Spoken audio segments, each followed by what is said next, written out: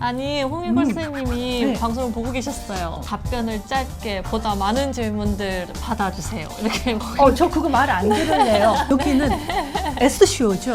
네. S쇼는 S도답게 진행을 해야 되잖아요.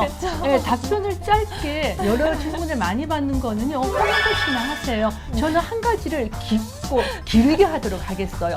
홍일걸 씨 추방해 주세요. 추석 용석 PD, 홍일걸 씨가 들어온 모든 아이디를 차단해 주세요.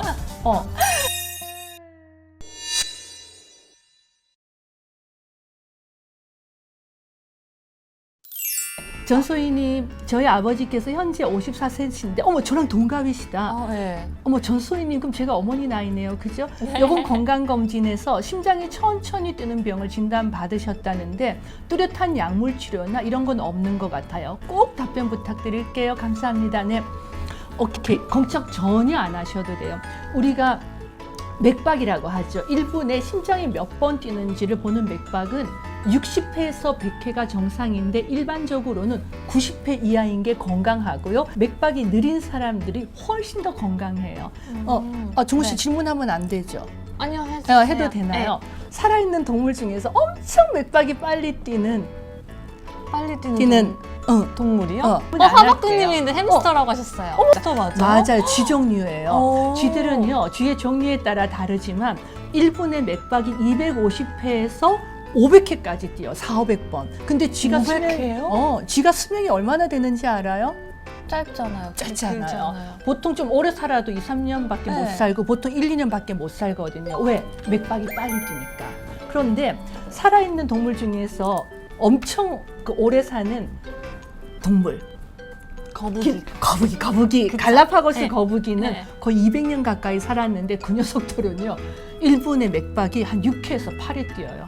진짜 6회에서 8회. 봐봐. 1분에 저기 6회. 어떤 거북이는 3, 4회 뛰는 거북이도 있어. 그럼 어떻게 뛰까 심장이. 보세요. 천천히 뛰었다. 천천히 돼요. 꽤 뛰는 건 좋다라는 뜻이에요. 맥박은 느리게 뛸수록 오래 산다. 다만 만약에 내가 맥박이 1분에 40회 이하인 경우는 가끔씩 기절하는 분이 있으세요. 네. 정신을 잃는 경우가 있는데 그런 분들을 제외하고는 맥박은 느릴수록 오래 살고요. 마라톤 선수, 마라톤을 하시는 분들은 한참 마라톤 대회 나갈 때는 한 40회밖에 안 뛰어요. 그러다가 마라톤 연습 안 하면 또 한 60회로 올라가고 맥박이 빨리 뛰면 심장이 굉장히 과로하잖아요. 그럼 오래 못 살아요. 그러니까 결론은 아버님께서 맥박이 느리다고 나온 건 걱정할 필요가 없고 약간 기운이 떨어지거나 어지럽다고 하는 경우가 있는데 전혀 걱정 안 하셔도 돼요. 다만 맥박이 너무 느리게 뛰고 몸이 약한 분들 같은 경우는 너무 덥거나 네. 그럴 때는 요즘 같은 경우는 너무 한낮에 운동하시는 거 피하시라고 얘기하고 몸의 컨디션을 조절하시면 되니까 결론 상관없다. 그래. 암 환자가 피해야 할 영양제. 오케이. 먹으면 네올라 좋은 영양제. K님, 네. 난소암에서 전이가 돼서 복부 주변에 있는 암 때문에 6년째 항암 치료하고 계세요. 가족분이신가 봐요. 네. 사실은 이제 많은 분들이 암이 영양제를 먹으면 더 퍼진다라는 오해를 갖고 계시는데 그렇지 않아요. 암세포는 굶길수록 더 독해져요. 최근의 연구는 암에 걸린 사람일수록 좋은 영양을 섭취를 하면 정상세포, 면역세포가 더 활성화되기 때문에 결국은 암이라고 하는 건 밖에서 주는 항암 치료도 중요하지만 내 몸에서 스스로 그 암세포와 싸워서 이기는 면역 기능이 굉장히 중요해요. 암에 걸린 많은 환자분들은 많이 이제 예전에는 암 진단을 받으면 많은 분들이 이제 내가 죽었구나.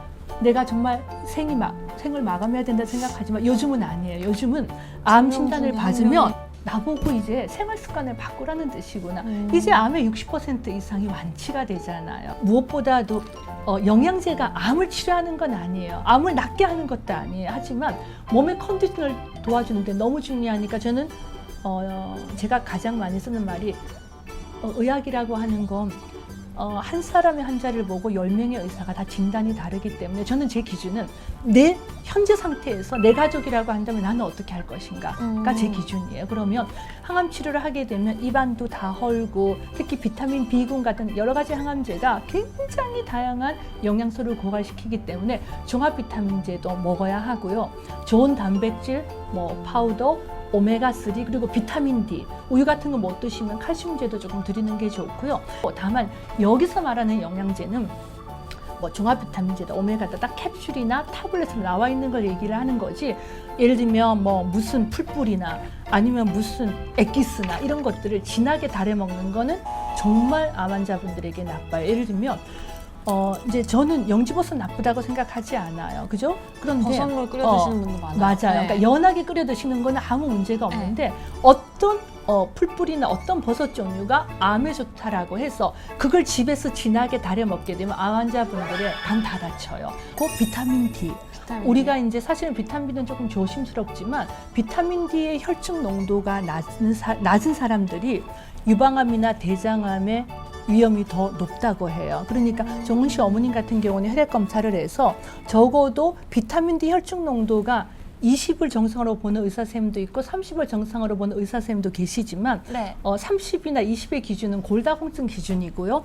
예를 들어 항암 레벨이라고 하죠. 약간 항암 효과라고 하면 좀 과장일 수도 있지만 약간 암의 성장과 관련해서 도움이 되는 혈중 농도는 44가 넘으면 좋대요. 그러니까 어머님 같은 경우는 적어도 비타민 D를 저는 3000 IU 정도를 3000 IU. 매일 먹는 걸 권유드려요. 그렇게 드시면 될 것 같아요. 네. 네. 감사합니다.